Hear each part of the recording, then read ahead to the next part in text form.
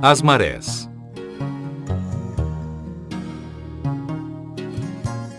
O nível da água do mar varia ao longo do dia.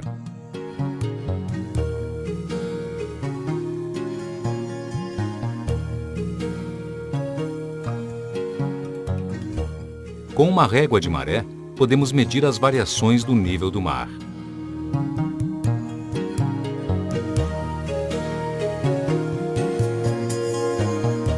As variações do nível do mar também podem ser registradas pelo marégrafo.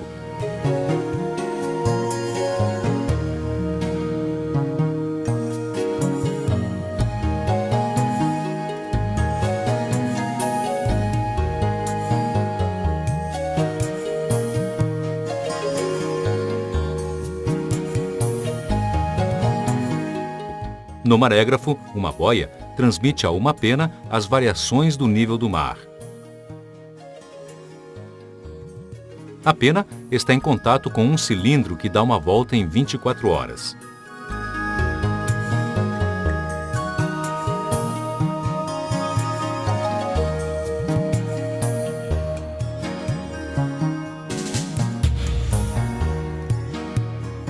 Logo, o marégrafo faz o gráfico do nível do mar em função do tempo, denominado maregrama.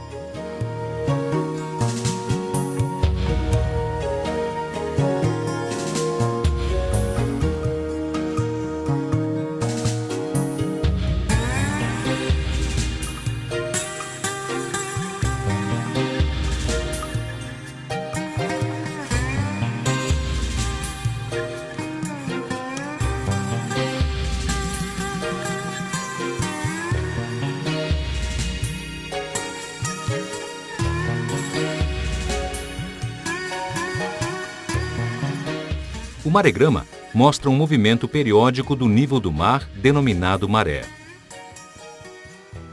A maré alta, ou pré-mar, corresponde aos maiores níveis do mar, e a maré baixa, ou baixa-mar, aos menores níveis. A diferença entre os níveis da pré-mar e da baixa-mar é denominada amplitude da maré.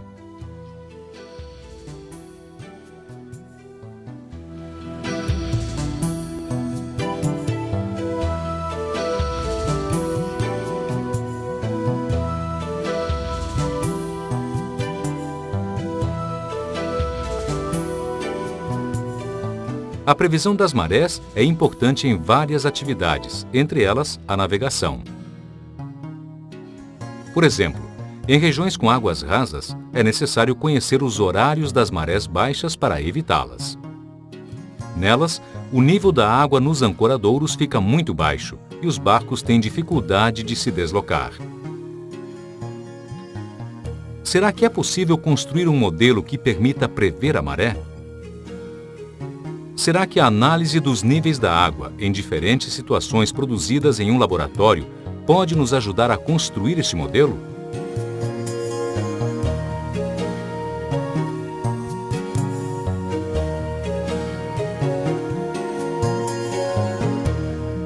O nível da superfície da água muda quando uma força é aplicada sobre ela.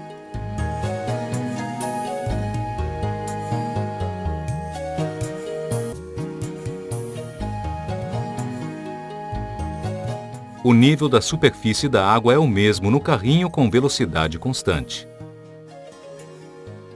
O nível da superfície da água é diferente no carrinho acelerado. Para um observador, no carrinho acelerado, tudo funciona como se existisse uma força que arrasta a água no sentido contrário ao da aceleração do carrinho. Esta força é denominada força de inércia de translação. Ela é a mesma em todos os pontos da camada de água. Ela não existe nos referenciais inerciais. A cuba está em repouso. O nível da água é o mesmo em todos os pontos.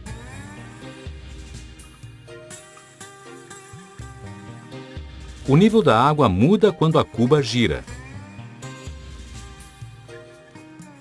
Para um observador fixo na cuba, tudo funciona como se existisse uma força que arrasta a água para longe do eixo de rotação.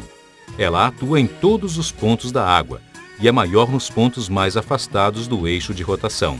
Esta força de inércia é denominada centrífuga. Ela não existe nos referenciais inerciais.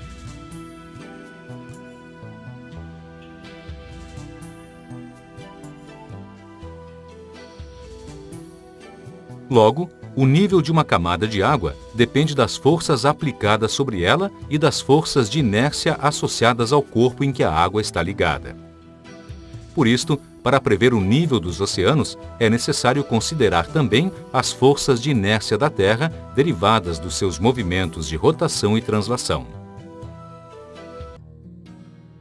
Os oceanos cobrem apenas parte da superfície da Terra. No estudo simplificado das marés, a Terra é representada por uma esfera sólida e os oceanos por uma camada fina de água que cobre toda a superfície da Terra. Quando a Terra gira, os oceanos são arrastados pela Terra e se deformam.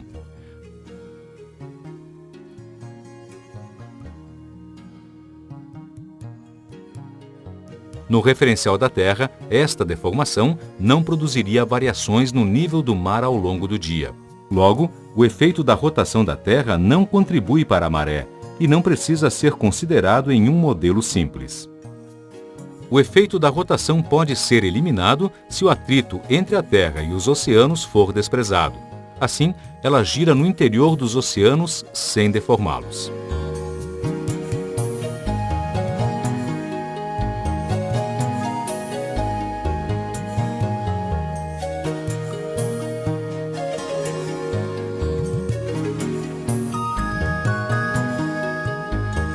A ação da gravidade da Lua sobre os oceanos produziria uma deformação na camada de água, porque a força gravitacional é maior nos pontos da camada mais próximos da Lua. Logo, se o atrito é desprezado, quando a Terra gira, nos pontos mais próximos da Lua existiria maré alta e nos mais afastados, maré baixa. Isto contraria as observações nas regiões próximas ao Equador, onde existem pelo menos 2 marés altas em um período aproximado de um dia lunar.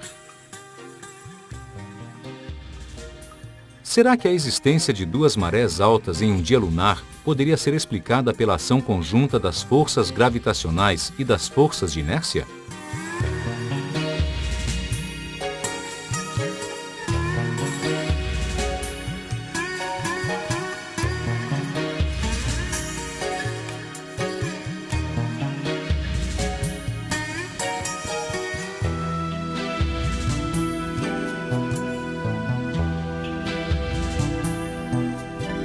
A aceleração do centro de massa da Terra, na direção do centro de massa do sistema Terra-Lua, cria para o observador do referencial do centro de massa da Terra uma força de inércia que desloca os oceanos no sentido contrário ao da posição da Lua.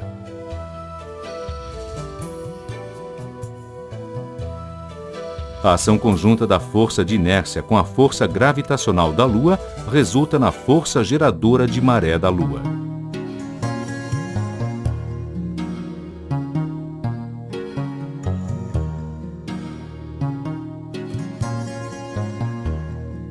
A forma aproximada dos oceanos, suposta estática, é resultante da ação das forças geradoras de maré e da força gravitacional da Terra.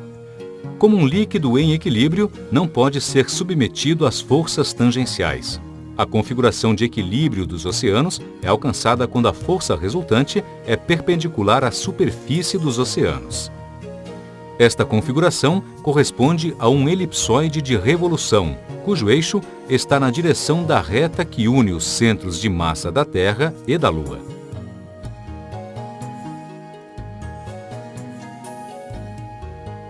Logo, se o atrito é desprezado, quando a Terra gira, um observador local mede pelo menos 2 marés altas em um dia lunar.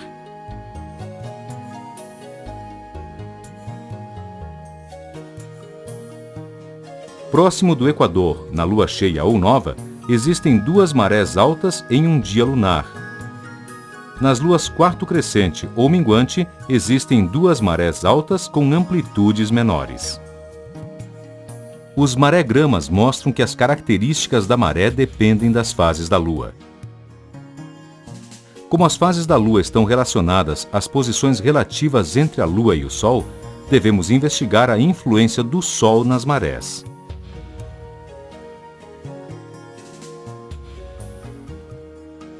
Como a Terra translada em torno do Sol, no referencial do centro de massa da Terra existe uma força de inércia.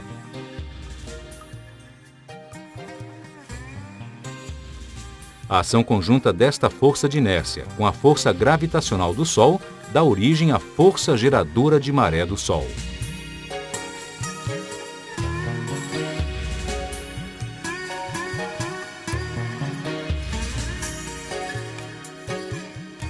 Quando a Lua e o Sol estão alinhados, as forças geradoras de maré do Sol e da Lua atuam na mesma direção, produzindo marés com amplitudes maiores em um dia lunar. São as marés de Cisígia.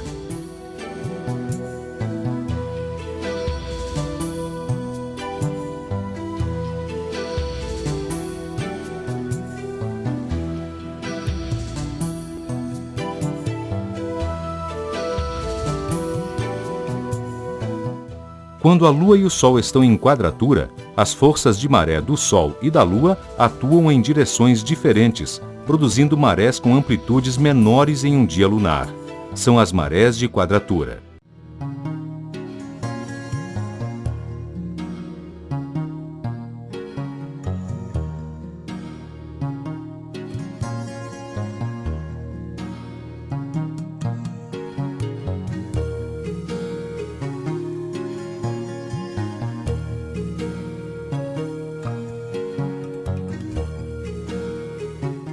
Isso explica a diferença entre as marés nas diferentes fases da Lua. O modelo estático da maré prevê marés parecidas para os pontos da Terra com latitudes parecidas.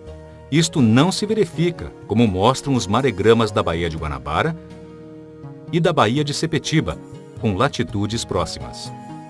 Estas diferenças não surpreendem, pois o modelo estático é muito simples. Nele, foram desconsiderados a existência de continentes e o movimento dos oceanos. O movimento dos oceanos é produzido por vários fatores, entre eles a mudança da posição da Lua e do Sol. De fato, a maré nos oceanos propaga-se como uma onda forçada que interage com a plataforma continental. A relevância da forma da plataforma continental na maré local pode ser demonstrada de uma forma qualitativa em uma cuba de ondas. O nível da onda nas paredes da cuba depende do seu comprimento,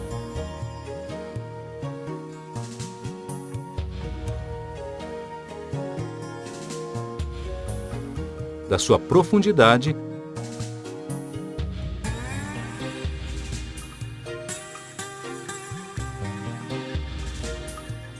e da sua largura.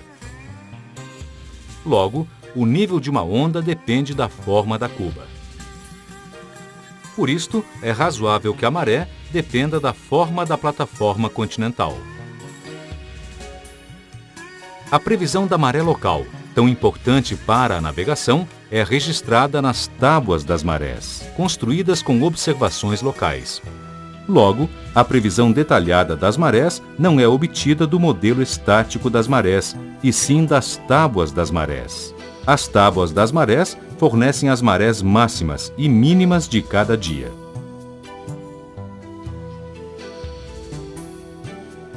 As tábuas das marés dos portos brasileiros são produzidas pela Diretoria de Hidrografia e Navegação da Marinha e estão disponíveis na rede internacional de computadores.